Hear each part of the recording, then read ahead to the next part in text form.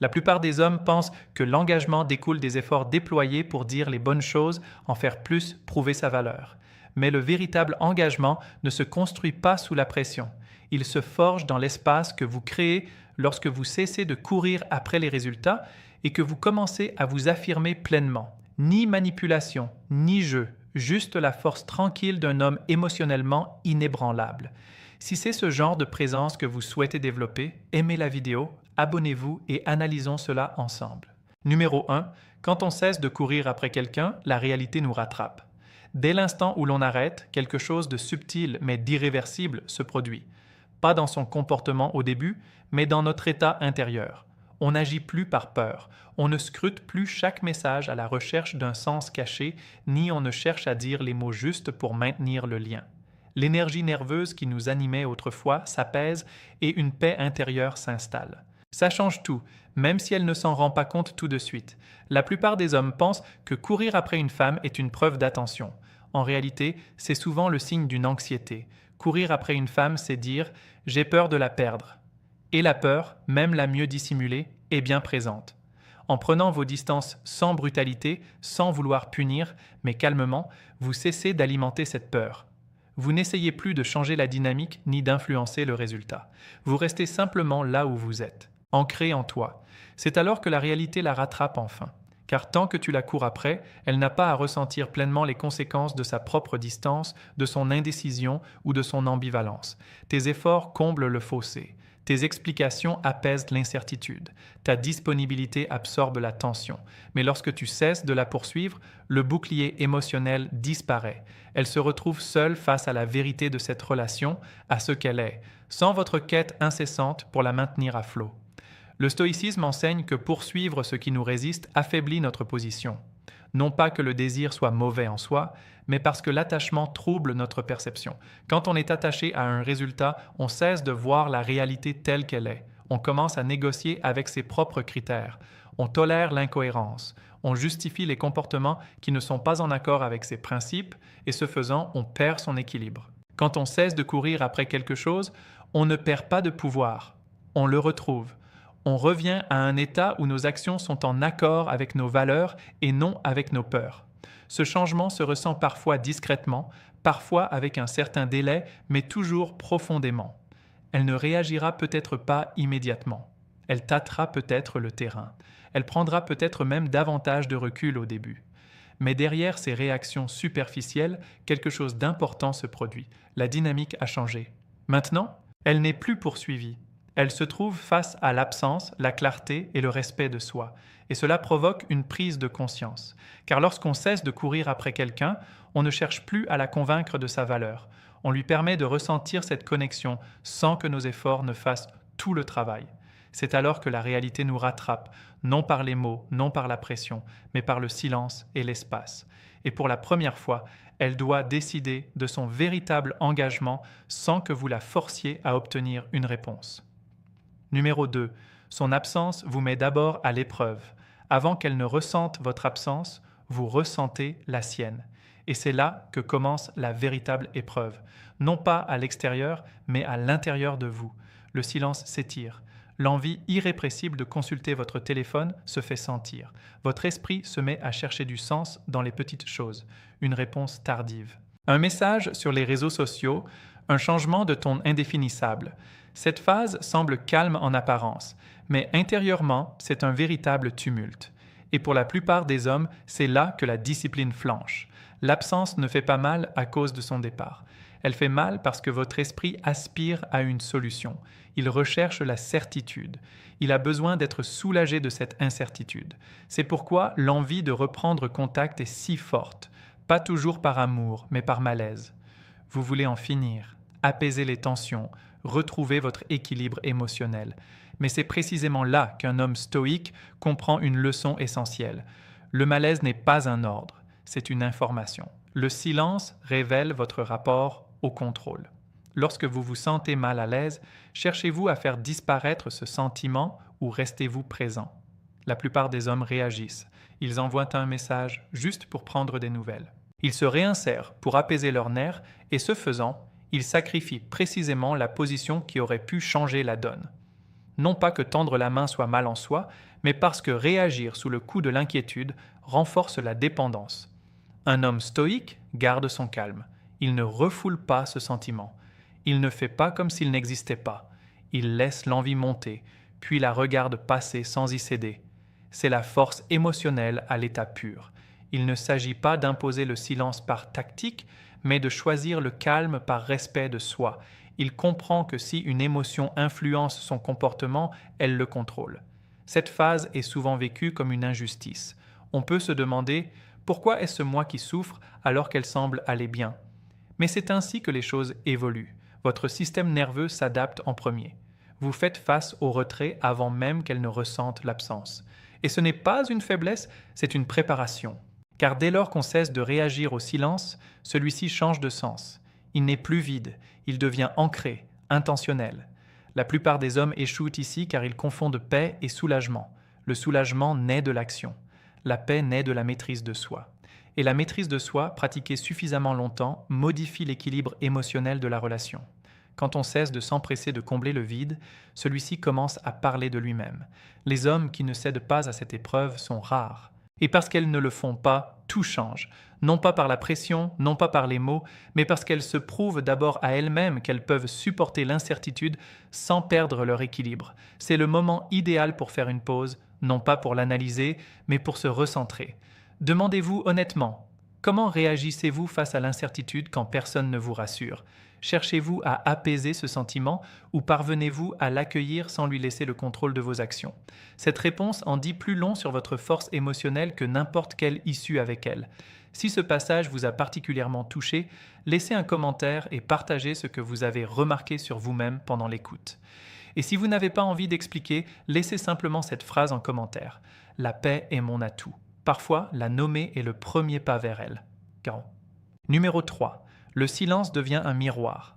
Votre silence n'est pas le vide, et ce n'est pas une stratégie pour provoquer ou punir. C'est une démarche introspective.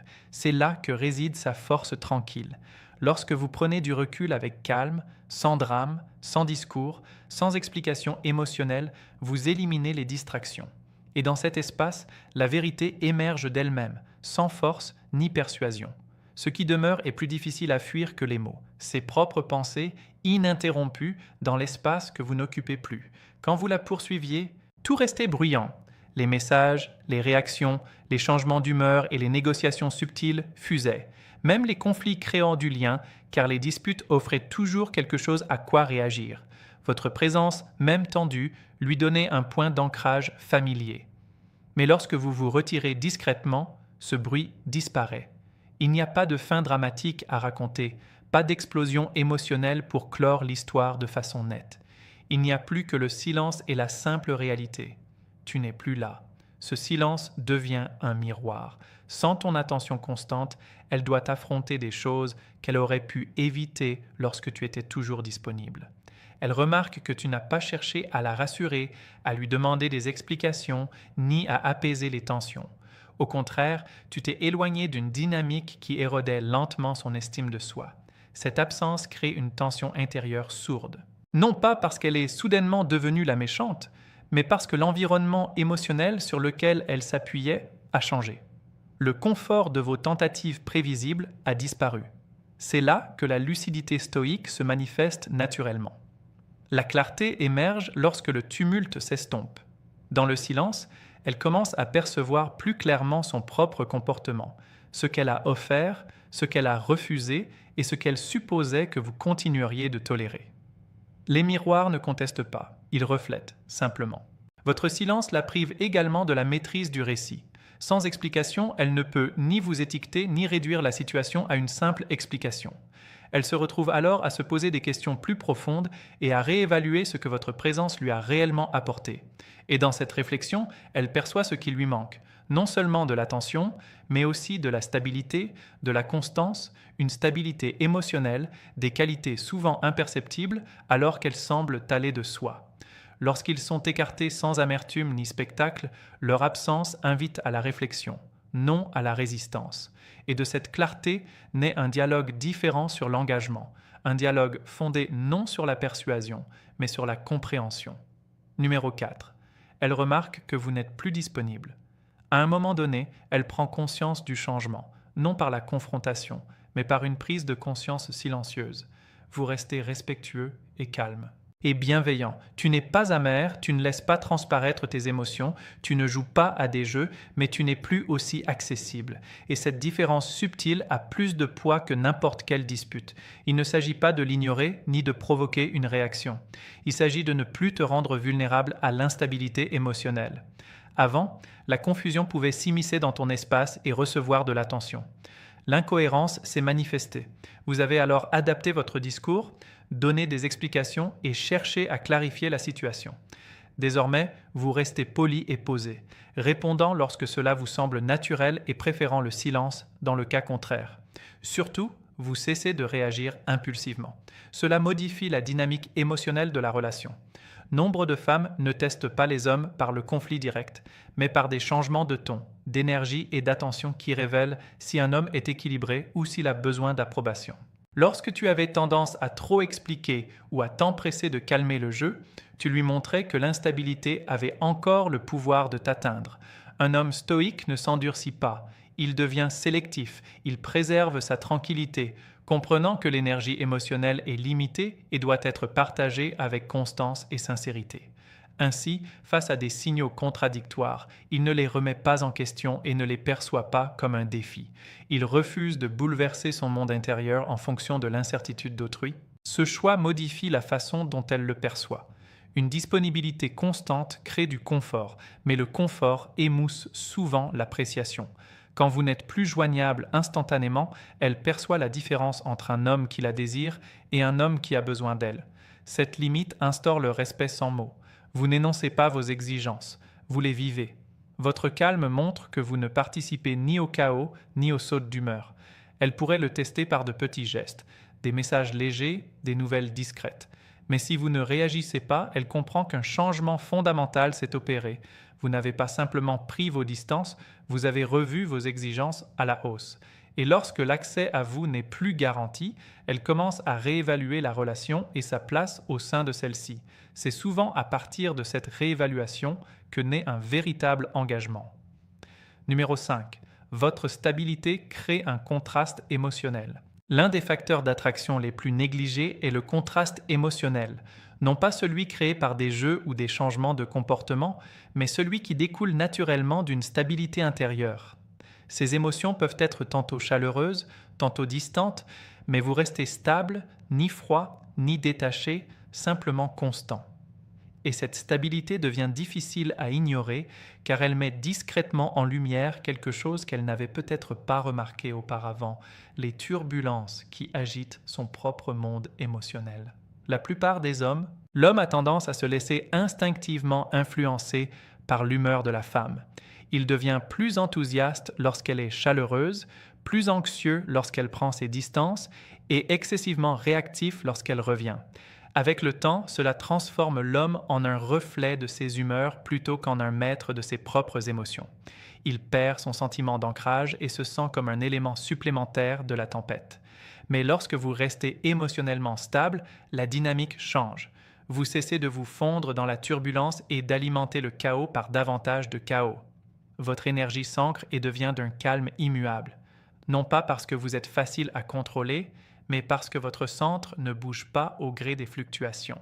Dans ce contraste, elle perçoit la différence entre réactivité émotionnelle et maîtrise de soi. Cette différence est significative même si elle reste inexprimée. C'est là que la force stoïque se manifeste discrètement. Un homme équilibré ne cherche pas à contrôler les émotions d'autrui. Il maîtrise les siennes. Il comprend que les émotions sont passagères et non des ordres à suivre. Ainsi, face à une incohérence, il ne se précipite pas pour régler le problème ni pour forcer la situation. Il reste fidèle à ses valeurs et laisse le temps révéler la vérité. En présence de ce calme, ses émotions paraissent plus fortes par contraste. Votre lucidité crée un contraste, la rendant plus consciente de ses propres changements. Cela crée une tension tranquille et authentique, non pas de la manipulation, mais de la vérité. Elle comprend qu'elle ne peut ni vous plonger dans la confusion, ni vous maintenir dans un tourbillon de signaux contradictoires. Vous êtes trop ancré. La stabilité a un poids. Dans un monde régi par l'impulsivité émotionnelle, le calme se fait rare et la rareté attire l'attention. Un homme posé se sent plus en sécurité, plus fort et plus solide, non pas parce qu'il est dépourvu d'émotions, mais parce qu'il n'est pas dominé par elles. Avec le temps, elle se réajuste. Elle perçoit que votre attention ne se manifeste pas par des fluctuations, et si elle souhaite une relation intime, elle doit vous accueillir dans la stabilité, car votre calme n'est plus une réaction à son égard. Il fait partie intégrante de votre être. Et c'est ce moment charnière que la plupart des gens manquent. Dès l'instant où vous cessez de chercher à être ressenti et que vous restez simplement ancré dans le présent, toute la dynamique émotionnelle se transforme non pas bruyamment, mais profondément. Avant d'aborder l'idée suivante, prenez un instant pour faire le point. Avez-vous réagi aux vagues émotionnelles ou êtes-vous resté ancré en vous? Laissez un commentaire pour partager vos réflexions ou écrivez simplement « Je choisis la stabilité plutôt que la réaction pour marquer ce changement ». Continuons. Numéro 6. Le détachement redéfinit les rapports de force. Dès que vous cessez de vouloir contrôler le résultat, quelque chose de subtil mais profond commence à se révéler, car l'influence, qui disparaît dès qu'elle est imposée, revient discrètement par la seule présence, non par la stratégie, la pression ou la manipulation émotionnelle, mais par l'autorité sereine d'un homme qui ne négocie plus avec la réalité. C'est là que beaucoup d'hommes confondent détachement et indifférence. Or, en vérité, le détachement est liberté. La liberté de se soucier des autres sans être intérieurement déstabilisé par le cours des événements. Ce changement intérieur, presque imperceptible en surface, redéfinit en profondeur les rapports de force. Lorsque vous êtes attaché à un résultat précis, votre comportement se modifie de façon parfois inconsciemment. Vous observez ses réactions, ajustez votre ton, omettez certaines vérités ou vous investissez émotionnellement en fonction de ce qui, selon vous, apportera réconfort ou certitude. Et même lorsque cet effort est subtil et bien intentionné, il engendre des tensions. Car le besoin de contrôle exerce toujours une pression sourde. La dépendance au résultat engendre une tension latente, le sentiment que les choses doivent se dérouler d'une certaine manière pour que vous gardiez les pieds sur terre. Cette pression se manifeste non pas nécessairement par de la manipulation, mais par un poids émotionnel. Le détachement dissout ce poids. Le stoïcisme établit une distinction claire entre ce qui est sous votre contrôle et ce qui ne l'est pas, vous rappelant que ses sentiments, son rythme et ses choix ne dépendent pas de vous, tandis que votre conduite, vos principes et votre sang-froid restent toujours les mêmes. Et lorsque votre attention se reporte sur ces aspects intérieurs, votre énergie se réorganise naturellement. Vous cessez de l'observer pour décider comment agir et commencez plutôt à agir depuis votre propre centre, guidé par vos valeurs plutôt que par vos réactions. Et c'est là que la véritable influence commence à se manifester. Car lorsque vous n'essayez plus de contrôler le résultat, vous cessez de communiquer vos besoins. Vous cessez de signaler, souvent inconsciemment, que sa décision détermine votre stabilité émotionnelle et que l'absence de pression modifie fondamentalement la façon dont elle vous perçoit. Elle sent que vous n'essayez ni de la rapprocher, ni de la repousser, que vous ne cherchez pas à prendre l'ascendant, mais que vous restez simplement ferme là où vous êtes, ouvert et détaché, présent et indépendant du résultat. Paradoxalement, c'est ce qui lui permet de s'ouvrir. Sans avoir l'impression d'être manipulée, évaluée ou soumise à des négociations émotionnelles, elle se détend car aucune exigence tacite ne pèse sur chaque interaction. Aucune pression ne l'oblige à répondre correctement, aucune crainte que son incertitude ne vous déstabilise.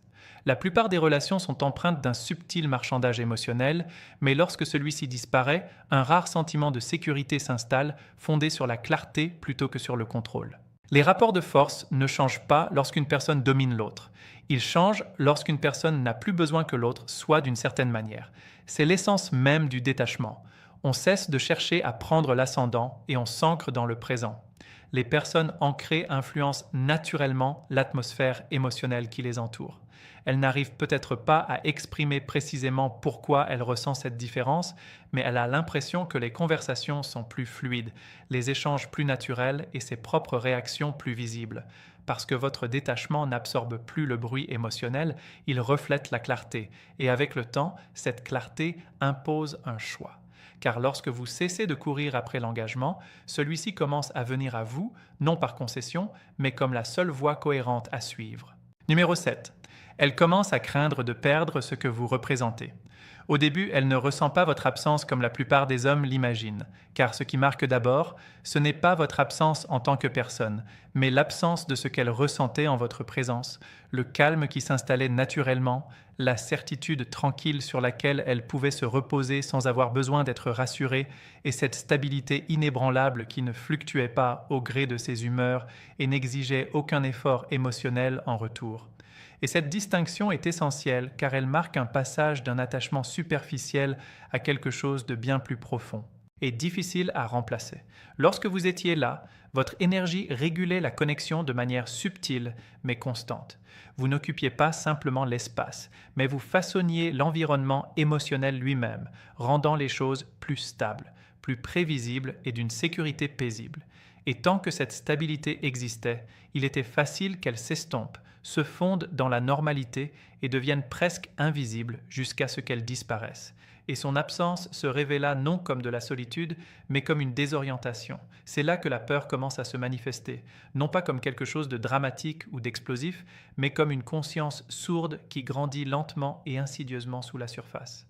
Elle commence à remarquer que les autres interactions sont différentes, que les conversations semblent plus bruyantes et moins ancrées dans la réalité, que l'attention des autres paraît conditionnelle, réactive ou émotionnellement chaotique, et avec le temps, elle commence à comprendre que ce que vous lui offriez était exceptionnel, que vous n'étiez pas simplement une option parmi tant d'autres, mais une source de stabilité.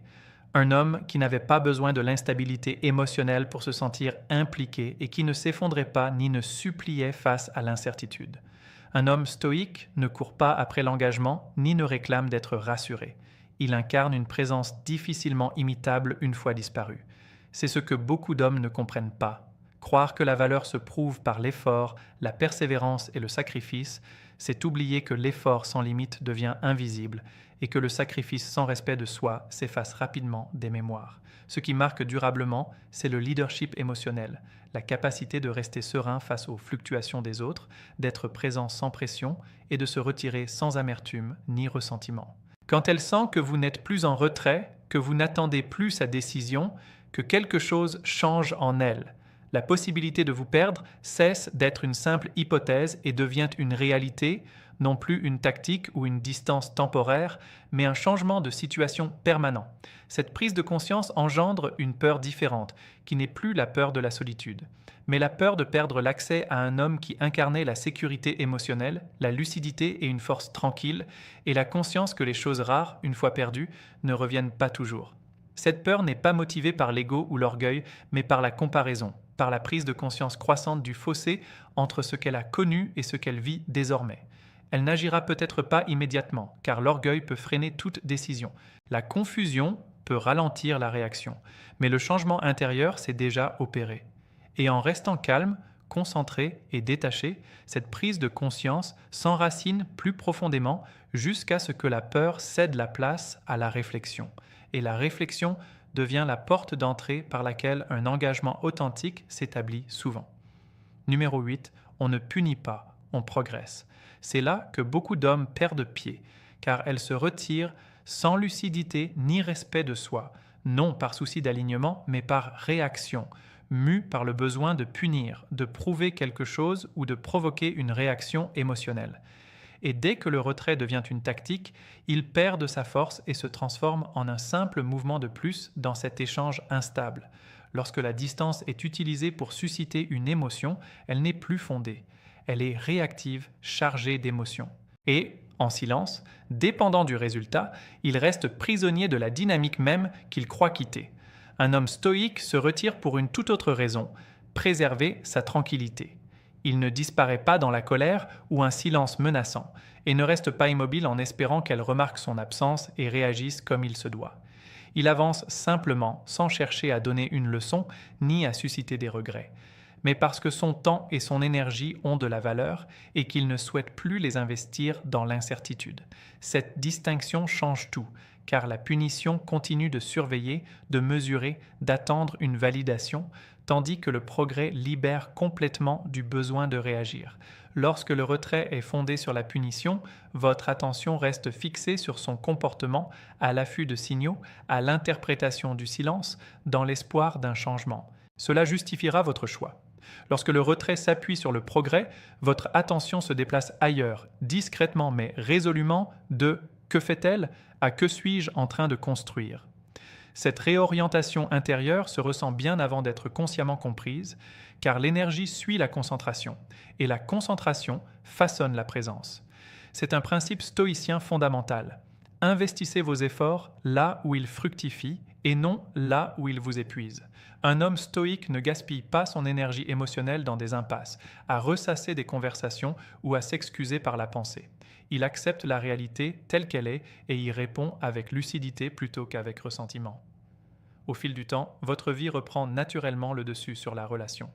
Vos habitudes se structurent à nouveau, vos objectifs se précisent et votre identité s'étend au-delà de cette relation, non pas ostensiblement mais discrètement, par une intention profonde.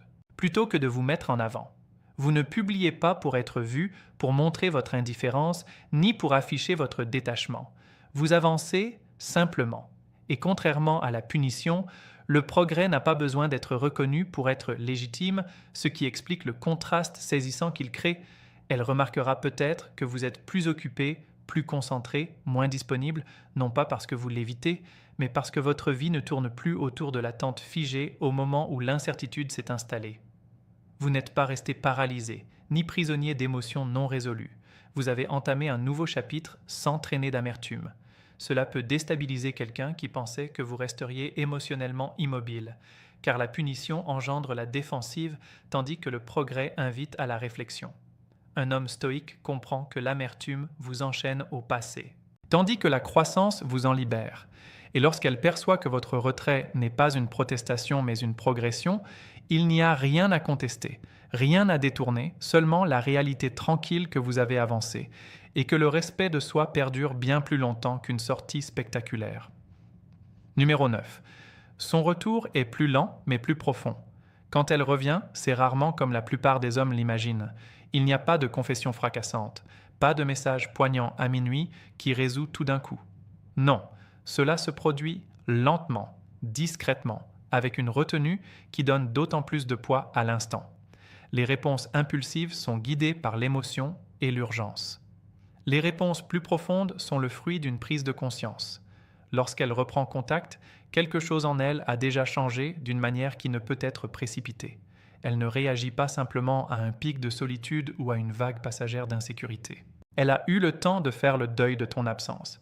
Elle a repassé les conversations, réexaminé les moments et remarqué des schémas qu'elle avait négligés. Elle a ressenti ce que c'est que de vivre sans ta présence rassurante dans son univers émotionnel.